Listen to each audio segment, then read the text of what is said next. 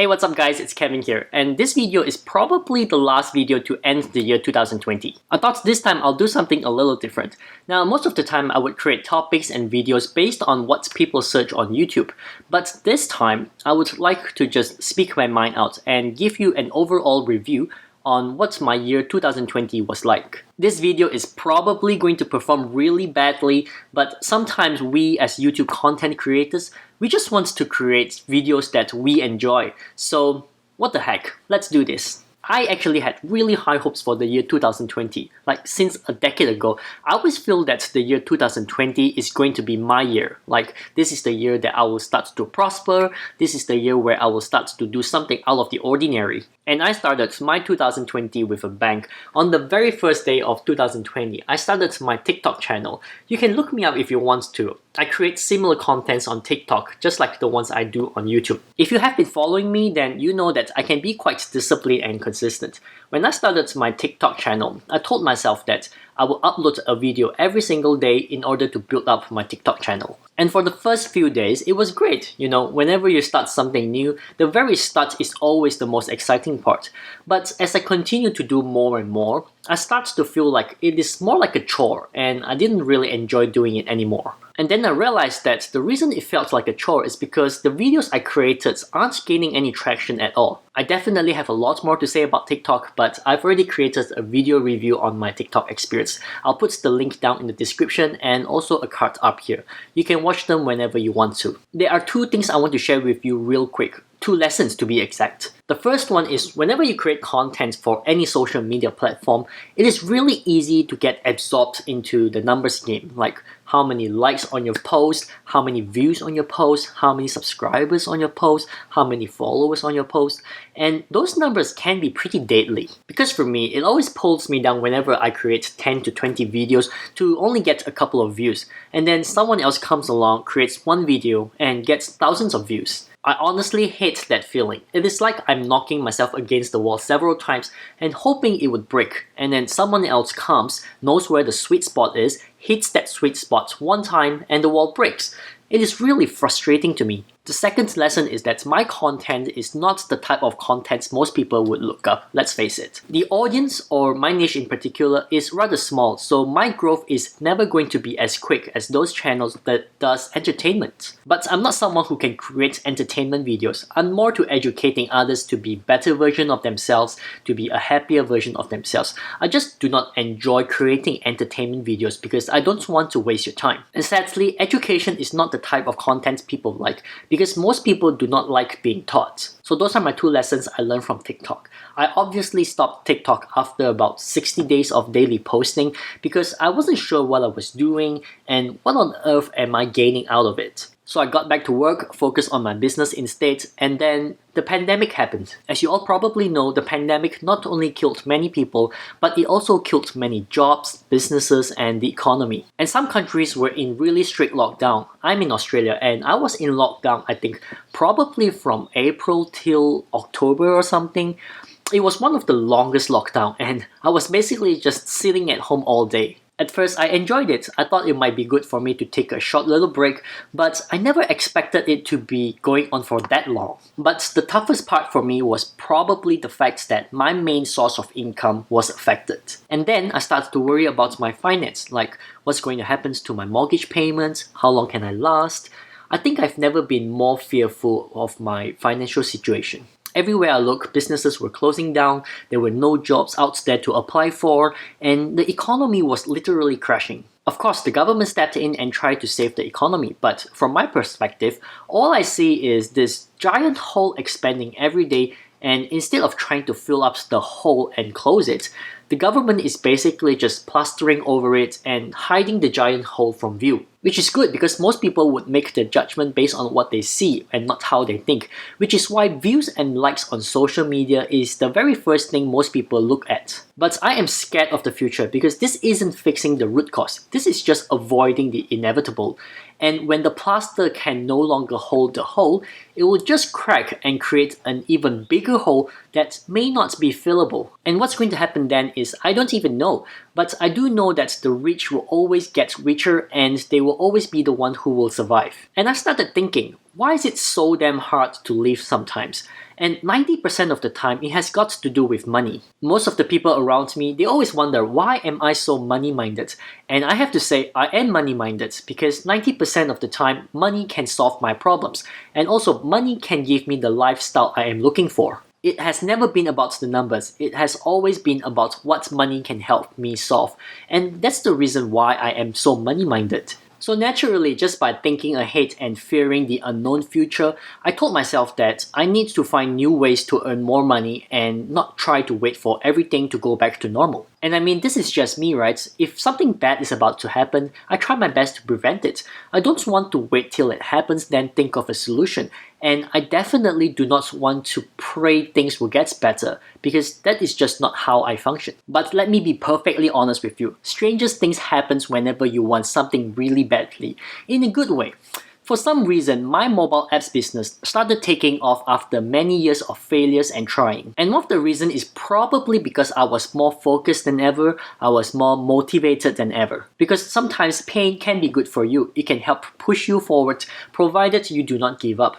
It is definitely not easy, but a strong mindset can fix anything. But anyways, my mobile apps started taking off and I was still in lockdown, so that means I still have some time to spare. And one day, I saw on the news about this YouTuber called Graham Stephan and how he is making money full-time just off YouTube. And of course, I checked him out, watched a couple of his videos, and to my surprise, YouTube has changed a lot over the years.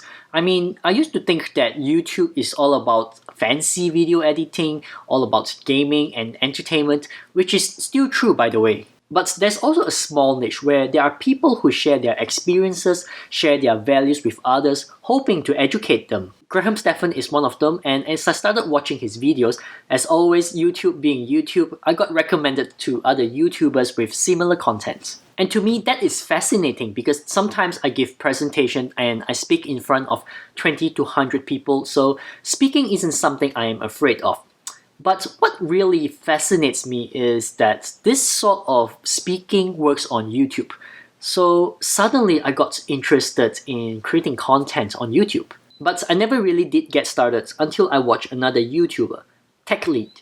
TechLead's way of speaking is, I'm not even sure if I have a word for it, but let's just say that it is not for everyone. But to me, it is very entertaining because I always enjoy people who speak their mind off, just like Gary Vee. And after watching TechLead, I said to myself, you know what, if he can do it, then I can do it too. I'm not as talented as him, but you know what, I'm just going to give this a try and see what I ended up with 2 years later. And funny enough, that is how I got started. My niche has always been in education, to teach people things that aren't taught in school, which is basically just sharing my experience. But I always wanted to educate people to do more than just a job, to do things out of their comfort zone. Because most people are content with staying inside the box where it is safe, where there's a system, and they don't have to think much. All they need to do is just follow and do as they are told. But I am never satisfied with those things, so I chose this really strange niche that most people don't go after, and you can probably see that in my channel's slow growth. Speaking of YouTube, my channel's growth has been somewhat interesting.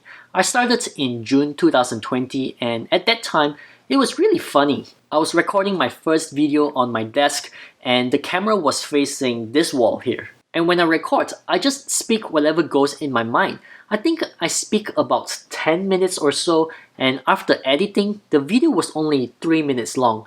And that 3 minutes doesn't even contain any proper content and value. I'm not too sure if my channel's growth is considered fast or slow. I do know that there are those people who have been doing it for many months and nowhere near close to my channel's growth. But there are also those who have been doing only for a month and already started monetizing. I'm not going to tell you what my YouTube channel growth journey is like. I already have a YouTube series on it, so be sure to check it out. But what I want to do is share with you 3 YouTube lessons I learned, and I hope these lessons will help you out if you do plan to start a YouTube channel. The first one is managing expectations. When I did my first videos, I was expecting like 1,000 views, but I ended up only getting 8 views, and those 8 views are from myself. I mean, it looks really easy, right? But when you really get into it, it is a completely different game. My expectations really demotivated me big time. I was so sad and down knowing that I spent hours and hours to create that video only to get literally no views. So try not to expect thousands of views. If you're getting hundreds of views for your first 10 videos, you are off to a great start. The second one is comparing. I think it goes without saying that if your channel isn't performing well, there's no doubt you will start looking at other channels' performance. When I first started, there was another YouTuber who started around the same time as me, and after a month, I only had less than 50 subscribers, and the other YouTuber already had a viral video and had thousands of subscribers. The sad part to me is I was uploading consistently, I was uploading more videos, and somehow none of it went viral. So it got me to the point where it made me think that I might just be doing something wrong and I don't know how to fix it. But I told myself, in the end, why am I doing these videos? Is it for fame, or did I forget the fact that my main aim is to educate people? Once I started switching my focus back to my original goal, I stopped comparing, and then my channel started growing steadily, not at an extreme rate, but hey, at least it is growing. The final one is undoubtedly the most important one.